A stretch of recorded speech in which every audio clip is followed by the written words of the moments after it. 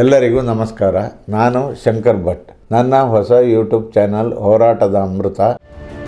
ಮೋಡ ಅಕ್ರಮಕ್ಕೆ ಸಂಬಂಧಪಟ್ಟಂತೆ ಸಿಎಂ ಸಿದ್ದರಾಮಯ್ಯ ವಿರುದ್ಧ ಹಾಗೂ ಅವರ ಪತ್ನಿ ಸೇರಿದಂತೆ ಇತರರ ವಿರುದ್ಧ ಜಾರಿ ನಿರ್ದೇಶನಾಲಯ ಅಂದರೆ ಇಡಿ ಸೋಮವಾರ ಅಕ್ರಮ ಹಣ ವರ್ಗಾವಣೆ ತಡೆ ಕಾಯ್ದೆ ಅಡಿಯಲ್ಲಿ ಪ್ರಕರಣ ದಾಖಲಿಸಿಕೊಂಡಿದೆ ಅಂತ ಅಧಿಕೃತ ಮೂಲಗಳು ಉಲ್ಲೇಖಿಸಿ ಸುದ್ದಿ ಸಂಸ್ಥೆ ಪಿಟಿಐ ವರದಿ ಮಾಡಿದೆ.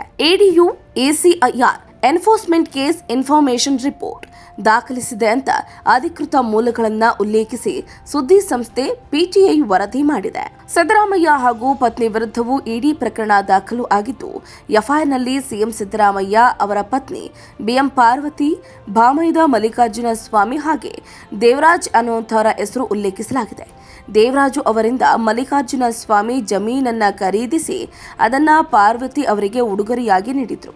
ಮೋಡ ಹಗರಣ ಸಂಬಂಧ ಸಿದ್ದರಾಮಯ್ಯನವರ ವಿರುದ್ಧ ಇತ್ತೀಚೆಗೆ ದಾಖಲಾಗಿದ್ದ ಲೋಕಾಯುಕ್ತ ಎಫ್ಐಆರ್ ಅನ್ನ ಆಧರಿಸಿ ಇಡಿ ಕೇಸ್ ದಾಖಲಿಸಿದೆ ಅಂತ ಪಿಟಿಐ ವರದಿ ಮಾಡಿದೆ. ಬಂಧನದ ಭೀತಿಯಲ್ಲಿ ಸಿಎಂ ಸಿದ್ದರಾಮಯ್ಯ ಅವರನ್ನ ಬಂಧಿಸುವುದಕ್ಕೆ ಇಡಿ ಅಕ್ರಮ ಹಣ ವರ್ಗಾವಣೆ ತಡೆ ಕಾಯ್ದೆಯ ಪಿಎಂಎಲ್ಎ ವಿವಿಧ ಸೆಕ್ಷನ್ಗಳ ಅಡಿಯಲ್ಲಿ ಎಸಿಐಆರ್ ದಾಖಲಿಸಿರುವ ನಿರೀಕ್ಷೆ ಇದೆ.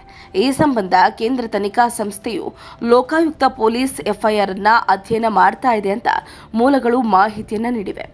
ಎಸಿಐಆರ್ ಪೊಲೀಸ್ ಎಫ್ಐಆರ್ ಸಮಾನ ಆಗಿರುತ್ತದೆ. ಸಿಬಿಐ ತೂಗುಗತ್ತಿ. ಲೋಕಾಯುಕ್ತ ತನಿಖೆ ಜೊತೆಗೆ ಸಿಎಂ ಸಿದ್ದರಾಮಯ್ಯನವರಿಗೆ ಎರಡೆರಡು ಟೆನ್ಷನ್ ಶುರುವಾಗಿದೆ. ಒಂದು ಕಡೆ ಸಿಬಿಐ ತನಿಖೆಗೆ ಕೋರಿ ದೂರುದಾರ ಸ್ನೇಹಮಯಿ ಕೃಷ್ಣ ಹೈಕೋರ್ಟ್ ಮೊರೆ ಹೋಗಿದ್ದಾರೆ.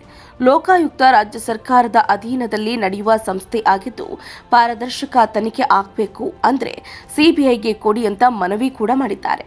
ಈ ಸಂಬಂಧ ಹೈಕೋರ್ಟ್ಗೆ ಅರ್ಜಿಯನ್ನು ಸಲ್ಲಿಸಿದ್ದು, ದಸರಾ ರಜೆ ಬಳಿಕ ಈ ಅರ್ಜಿ ವಿಚಾರಣೆ ನಡೆಯುವ ಸಾಧ್ಯತೆಗಳಿವೆ. ಮತ್ತೊಂದು ಕಡೆ ಇಡಿ ಅಧಿಕಾರಿಗಳು ಎಸಿಐಆರ್ ದಾಖಲಿಸಿಕೊಂಡಿದ್ದಾರೆ. ಇದೀಗ ಸಿದ್ದರಾಮಯ್ಯ ಪ್ರಕರಣದಲ್ಲಿ ಜಾರಿ ನಿರ್ದೇಶನಾಲಯ ಕೂಡ ಎಂಟ್ರಿ ಆಗಿದ್ದು, ಸಿದ್ದರಾಮಯ್ಯನವರಿಗೆ ಬಂಧನದ ಭೀತಿ ಎದುರಾಗಿದೆ. ಶೇರ್ ಮಾಡಿ, ಸಬ್ಸ್ಕ್ರೈಬರ್ ಆಗಿ, ಬೆಲ್ ಐಕನ್ ಅನ್ನು ಒತ್ತಲು ಮರೆಯದಿರಿ.